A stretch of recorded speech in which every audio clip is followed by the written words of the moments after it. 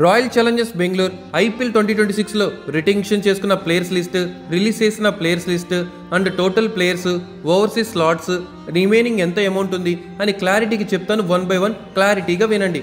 So first thing, retention చేసిన players list అయితే Rajat Patidar, Virat Kohli, Devdutt Padikkal, Phil Salt, Jitesh Sharma, Krunal Pandya, Swapnil Singh, Tim David, Romario Shepherd, Jacob Bethell, Josh Hazlewood, Yash Dayal, Bhuvneshwar Kumar, Nuwan Thushara, Rasikh Dar Salam, Abhinandan Singh, Suyash Sharma.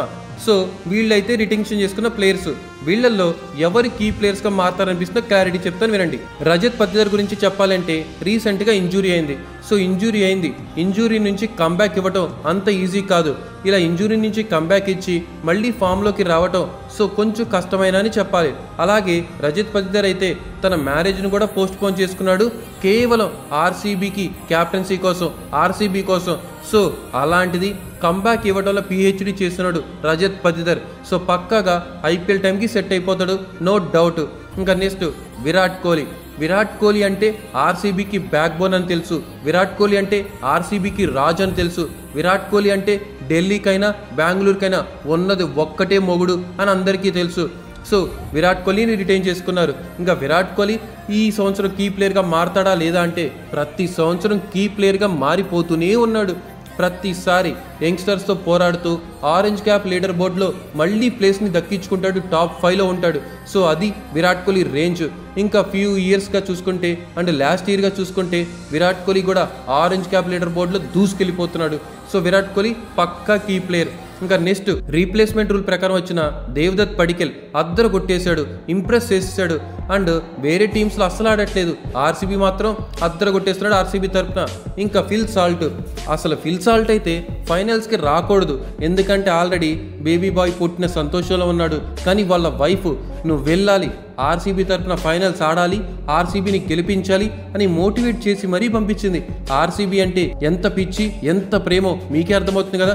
ఇంకా Phil Salt అయితే overseas player, అద్దరు కొట్టేశాడు ఓపెనర్గా, అందుకని రిటైన్ చేసేసుకున్నారు.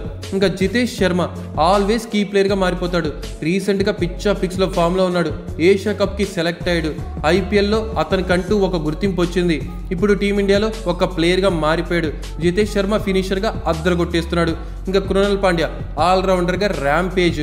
సో ప్రతిసారి ఐపీఎల్ 2025 ట్రాఫీ గురించి ఆలోచిస్తుంటే కృణల్ పాండ్యా గుర్తు రావాల్సిందే. అలాంటి బౌలింగ్, అలాంటి బ్యాటింగ్ చేశాడు. మరి నెక్స్ట్ స్వప్నిల్ సింగ్ ఐపీఎల్ 2025 ఆడలేదు, కానీ ఐపీఎల్ 2024 నుంచి ఆర్సీబీకి లక్కిచ్చాము స్వప్నిల్ సింగే.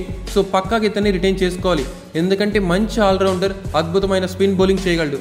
ఇంకా టిమ్ డేవిడ్ ఆల్రెడీ వర్షం పడుతుంటే నిక్కర్లో వెళ్ళి అలా సరదాగా డ్యాన్స్ చేస్తాడు. మ్యాచ్లోకి వెళ్తే విశ్వరూపం చూపించి ఫినిషింగ్ చేస్తాడు. ఆ కొట్టుడు కొడతాడు భయ్యా, సిక్స్లు పిక్స్లు ఊపొస్తుంది. ఇంకా రొమారియో షెఫర్డ్ అంటే సిఎస్కే వాళ్ళకి భయం అనుకుంటా, నో డౌట్. అలాంటి కొట్టుడు కొట్టాడు, మరి రాంగ్ కొట్టుడు కొట్టిండు. మరి ఇంకా జాకోబ్ బెథల్ని మళ్ళీ రిటైన్ చేసుకున్నారు మామ. జాకోబ్ బెథల్ సూపర్ స్టార్, అతనికి ఎక్కువ అవకాశాలు ఇవ్వాల, ఇంకా అవకాశాలు ఇస్తే ర్యాంపేజ్ ఉంటుంది.